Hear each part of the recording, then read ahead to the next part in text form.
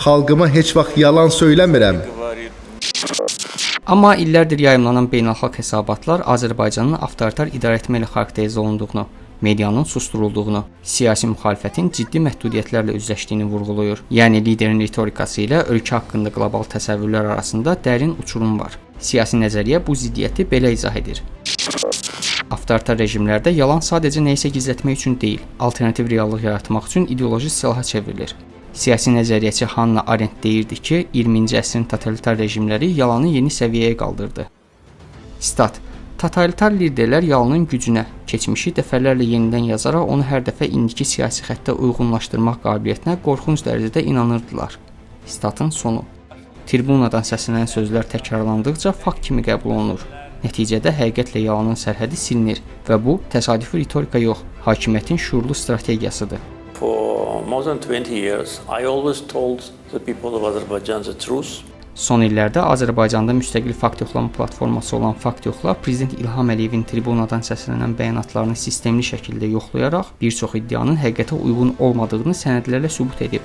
Fakt Yoxlanın gördüyü iş hökumətyönlü mediada qərəzli adlandırılsa da, platformanın metodologiyası beynəlxalq standartlara uyğun olaraq açıq mənbələrə, rəsmi sənədlərə və akademik istinadlara əsaslanır. Fakt Yoxlanın araşdırmaları göstərdi ki, İlham Əliyevin səsləndirdiyi bəyanatlar tez-tez tarixi reallıqla toqquşur. Məsələn, Trumpın bir kəlməsi ilə Kanada baş nazirinin istefa verdiyi barədə bəyanat reallıqla üst-üstə düşmədi. Çünki istefa Trumpın açıqlamasından əvvəl elan edilmişdi. Burada liderin qlobal proseslərə təsir edən mərkəzi fiqur kimi təqdim olunması məqsədi açıq görünürdü. Bu sadəcə səhv deyil, alternativ həqiqət yaratma strategiyasının bir hissəsidir. Fransa muzeylərində ərz-Cəzairli döyüşçülərin kəllələrinin güya sərgiləndiyi barədə iddia da postkolonial yaddaş üzərindən emosional legitimlik yaratmaq cəhdi idi. Fakt Yoxla göstərdi ki, həmin qalıqlar ictimai nümayişdə deyil, yalnız elmi fondlarda saxlanılır. Bilmirəm, prezidentin xəbəri var, yoxdur. Bir dəfə maraqlan bu cəmaatına, çıx qabaqlarına. Hələ otmusan orada, qaraçqı gözündə. Bir fikirləşmirsən ki, mənim millətim zülüm çəkir.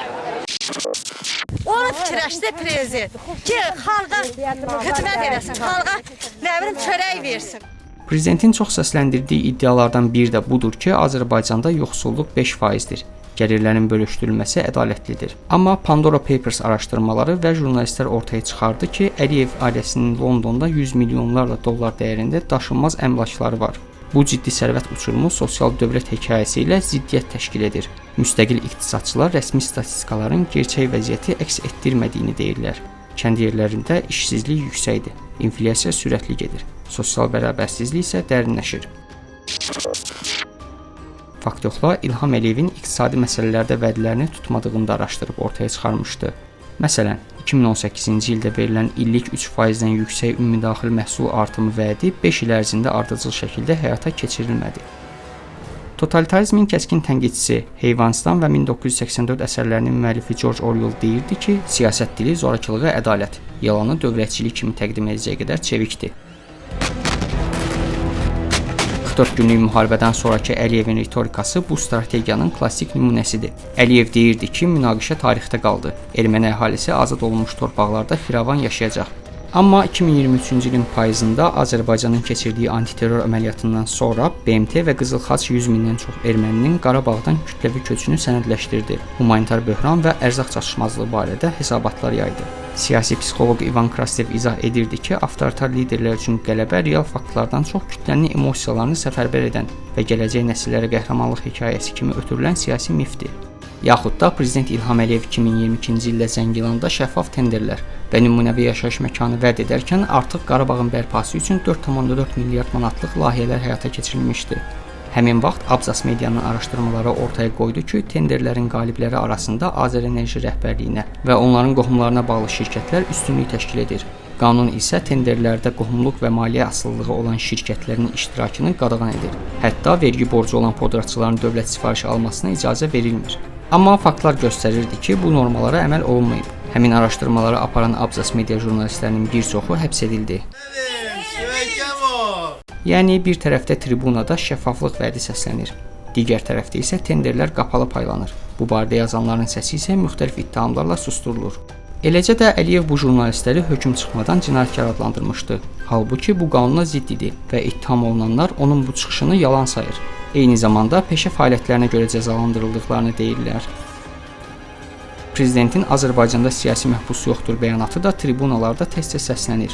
Sülh və Demokratiya İnstitutunun direktoru, hüquq müdafiəçisi Leyla Yunus 370-dən çox siyasi məhbusun adını açıqlayıb. Avropa Şurası, Amnesty International və Human Rights Watch kimi qurumlar bu faktları təsdiqləyib. Həmin siyahıda Toplum TV iş üzrə saxlanılan 8 nəfərin də adı var. Freedom House-un hesabatlarında mütəxəssislər yazır ki, avtoritar rejimlər insanlarda zehni uyğunsuzluq yaradır. Reallıq bir tərəfdə, onun inkarı digər tərəfdə dayanır. Amma insanlar çox vaxt inkarı qəbul edirlər. Çünki o, gerçəkliyin yaratdığı narahatlıqdan daha rahat görünür. Psixoanalizin banisi Sigmund Freud göstərirdi ki, insanlar narahat həqiqətlərdən qaçmaq üçün kollektiv illüziyalar qururlar. Siyasi yalan isə bu illüziyaları bəsləyərək kütləyə biz qalibik, biz haqlıyıq kimi sakitləşdirici mesaj verir. Faktoxlanın Əliyevlə bağlı sonuncu ifşalarından biri də ABŞ-də səsləndirdiyi fikir idi. İlham Əliyevin 907-ci düzəliş ləğv edilib bəyanatı faktiki olaraq yanlış idi. ABŞ prezidenti bu düzəlişi yalnız bir illik dondura bilər. Tam ləğv etmək isə yalnız Konqresin səlahiyyətindədir. Beləliklə, İlham Əliyevin iddiası hüquqi reallığa uyğun deyildi və rəsmi ritorikanın faktlarla ziddiyyətini açıq şəkildə göstərirdi. Təbii ki, sual ortalığa çıxır ki, İlham Əliyev kimi avtoritar liderlər, onların rəhbərlik etdiyi hakimiyyətlər nə üçün bu yalanları danışırlar? Mən belə düşünürəm ki, ilk öncə özlərindən legitimlik qazanmaq üçün həm daxildə, həm də beynəlxalq ictimaiyyət qarşısında öz imiclərini yaxşılaşdırmaq üçün bu yalanları danışırlar. Lakin tarix göstərir ki, avtoritar rejimlər, liderlər bu yalanlarla bəli, uzun müddət dayanıqlıq göstərə bilərlər, dayana bilərlər, öz rejimlərini qoruya bilərlər. Lakin müəyyən bir andan sonra həmin rejimlər çökürlər. Məsələn, Sovet İttifaqı Kommunist Partiyası illərlə hər şey yaxşıdır, yalançı statistikalar yayırdılar, təbliğat aparırdılar. Lakin sonda bu rejim çöktü. Keçmiş diplomat Nahid Cəfərov deyir ki, Azərbaycanda təhsil sistemi uşaqlara əvvəldən düzgün olmayan məlumatlar verdiyi üçün onlarda tənqidi düşüncə inkişaf etmir. Belə xalqa yalan danışmaq isə artıq Əliyevi narahat etmir. İlham Əliyev unikal deyil. Bugün bütün dünya Trump'ın danışdığı yalanlarla silkelənir, belə deyək, əsasən Amerika mediası. Əgər siz Amerikanın show proqramlarını izləsəz, orada Trump'ın danışdığı yalanları həddi hududu yoxdur. Yəni yalanı elə bir müstəvidə danışır Trump, adam şoka düşür. Yəni və adam bir ki, bundan o tərəfi ola bilməz və sabah görürsən ki, ondan da böyük yalanlar danışır.